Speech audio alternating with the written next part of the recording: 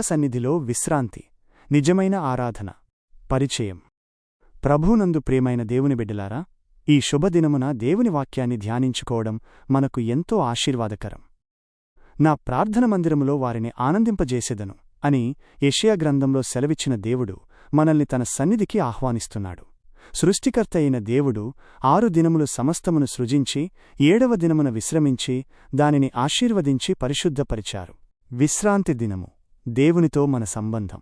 విశ్రాంతి దినమును పరిశుద్ధముగా ఆచరించాలని నిర్గమకాండము మరియు ద్వితీయోపదేశకాండము స్పష్టంగా బోధిస్తున్నాయి.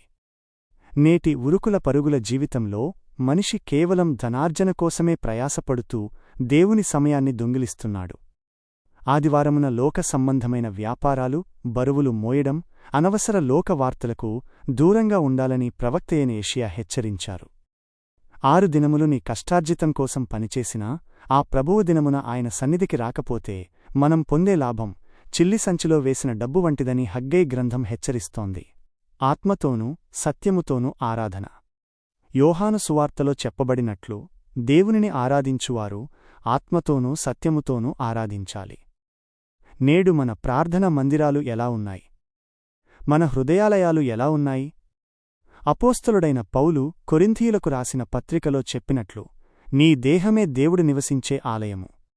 కాబట్టి మన దేహముతో దేవుని మహిమపర్చాలి. వేషధారణతో కూడిన ఆరాధన దేవునికి అసహ్యం. కొందరు మందిరానికి వస్తారు కాని వారి హృదయాలు లోకపు విందులు, విలాసాలమీద ఉంటాయి. ఇది దేవుని ఆజ్ఞను అతిక్రమించడమే. కుటుంబ ఆరాధన. తల్లి పాత్ర. ఒక సామెత చెప్పినట్లు, తన బిడ్డలకు ప్రార్థన నేర్పించే తల్లి కంటే ఉత్తమమైన సేన జనసమూహానికి లభించదు. కుటుంబమనేది భక్తిని నేర్పే మొదటి పాఠశాల. యెహోషువ భక్తుడు చెప్పినట్లు, నేనును నా ఇంటివారును యెహోవాను సేవించెదము అన్న తీర్మానం ప్రతి కుటుంబంలో ఉండాలి.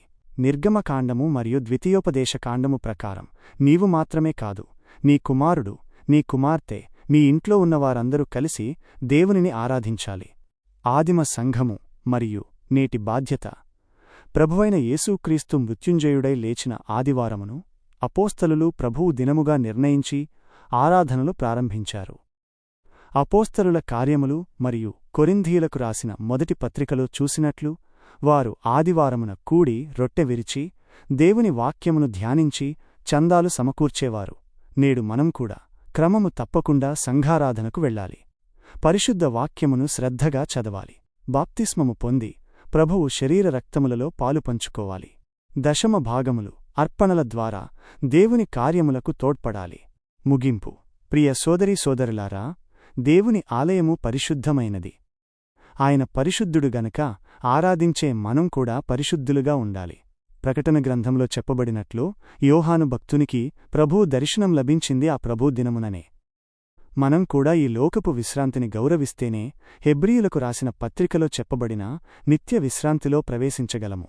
యెహోవా నిన్ను ఆశీర్వదించి నిన్ను కాపాడునుగాక. ఆయన సన్నిధికాంతి నీమీద ప్రకాశింపజేసి నీకు సమాధానము కలుగజేయునుగాక. ఆమెన్.